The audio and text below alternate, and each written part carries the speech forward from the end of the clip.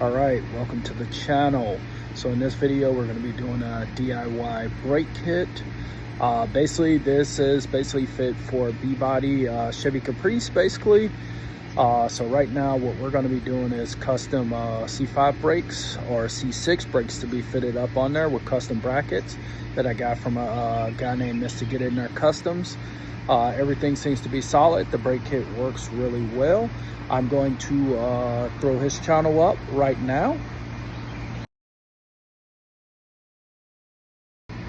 All right, and just a quick overview of exactly everything that you get inside the kit, and we're just going to kind of get into it. All right, so what I got from the gentleman Mr. Get In There Customs, you get 2 of these custom hubs, which is pretty cool, pretty clean. You get 2 of these brackets. You get 2 inside bearings, 2 outside bearings. You get brand new dust caps, brand new cotter pins, 2 calcium nuts, and 2 basically giant custom washers. Also too, he provides the 7/64 screws too, and all basically grade A up hardware.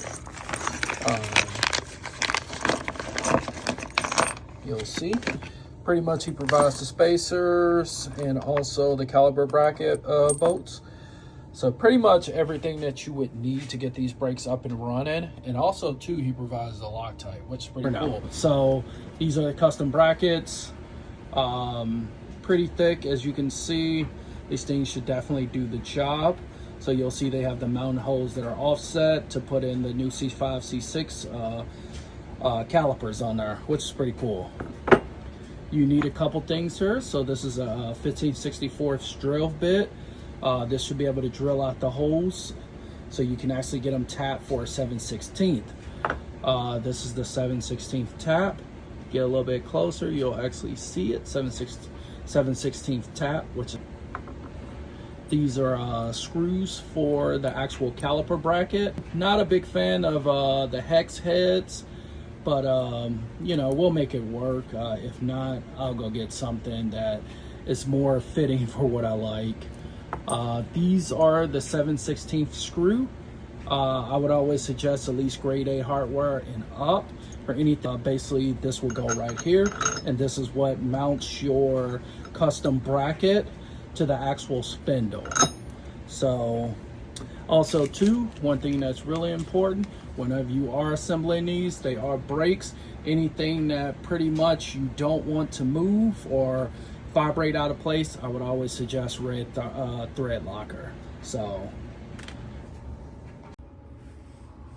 alright, so you just want to cut off about that much. You just want to make sure you at least keep enough of that hole around there, and then up here you just want to cut off that ear. So basically boom, kind of cut off and shave that so you can have space for the bolt for the caliper, and then come around here, cut off that ear, and then basically we'll have enough for the bracket. Still waiting on the custom bracket. All right, so you see that this is the B-body spindle. Already cut off the ears. You may have seen in the last clip there that the original, I have the original look without cutting off the ears, but those ears are basically they need to be removed. So in order to be able to fit up these, so basically you'll say the dust shield on behind the brakes, and basically you're just going to be drilling into these 2 holes right here. So this hole and this hole. So basically what you're going to be doing is you're going to be taking that 15/64 drill bit, drilling these out, and then you're going to tap them with a 7/64. And then you'll kind of go from there, get the bracket down, and then you're going to test fit. All right, so I got my holes drilled out, got them tapped. As you can see, we'll kind of zoom in, you kind of see them tapped. You'll see that one. This one you don't really have to go all the way through. It may make a little bit of a hole, and I'll flip it around so you can see it, but it should only just be like a little bit of hole, because you don't need to go fully through on this top screw. This one right here, you can go all the way through, so that shouldn't be a problem. So also too, you see that I did have to notch this out right here in order to kind of get some clearance for that bracket. All right, so we're gonna take the bracket and we're gonna fit it up to the actual spindle. So basically we're gonna get this in place. It should be facing just like that. We're also gonna have the screw and the lock-in washer.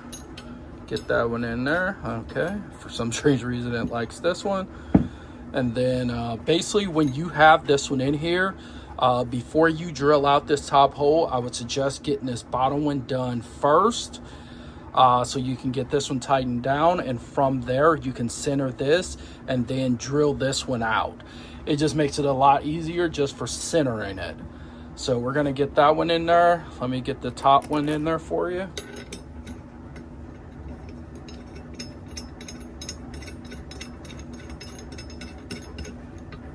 One tighten.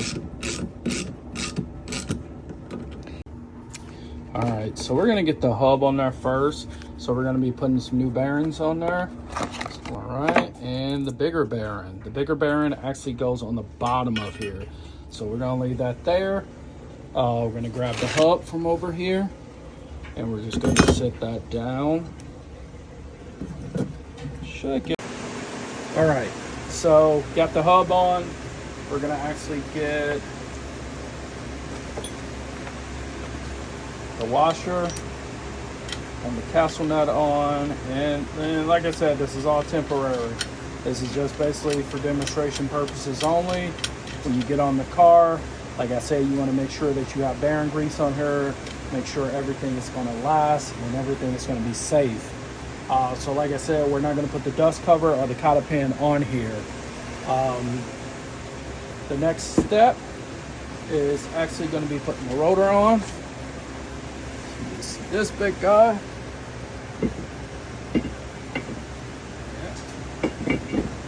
Nope. That's set on there all the way. Put a lug nut on here to secure it.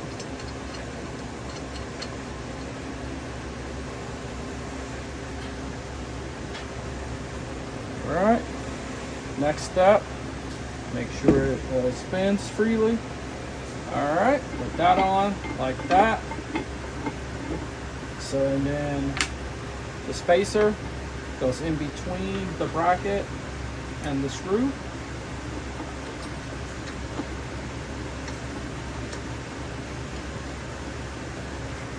All right, we get one started here. And we'll show why the spacer, all these aren't created equally. So, but like I said, it just depends on the bracket that you're using. And then also too, it could be the screw. All right, so we'll get a little bit closer and you'll see how we have like about equal the amount on each side. We'll bring it down to where you can see it a little bit better.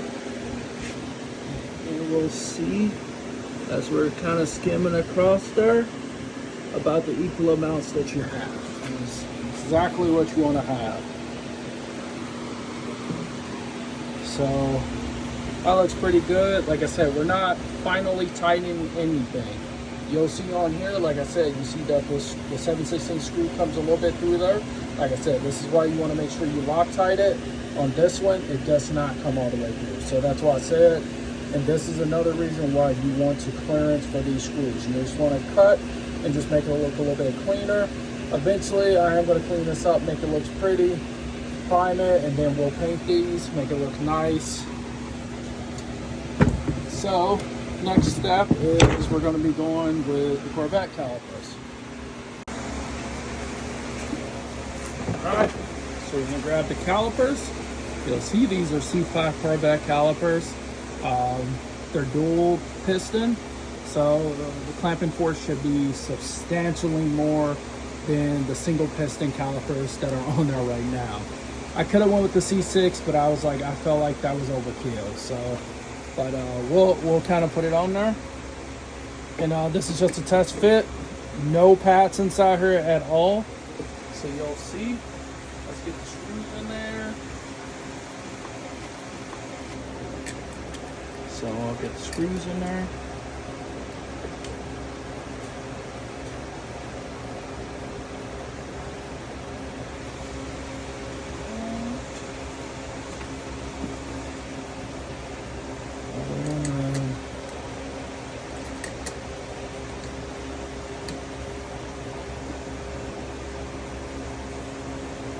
right, and these calipers still need to be painted, so don't worry about that. But like I said, these are just for mock-up purposes only. And you'll see now, they're going to tighten them down. And now we have a whole brake assembly. So look at that, how smooth it goes. So basically, once those pads go in there, that thing's going to be ready for stopping. Whole brake assembly. So look at that, how smooth it goes.